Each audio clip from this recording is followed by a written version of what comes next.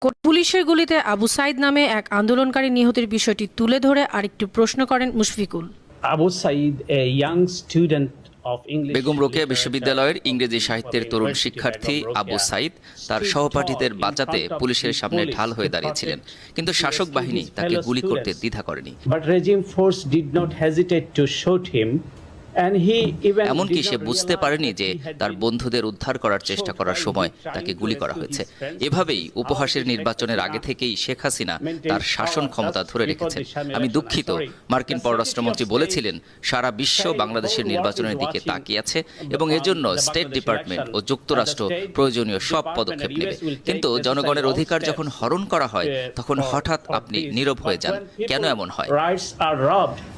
All of a sudden you become silent. Why is that? জবাবে মার্কিন পররাষ্ট্র দপ্তরের মুখপাত্র ম্যাথু মিলার বলেন, প্রথমত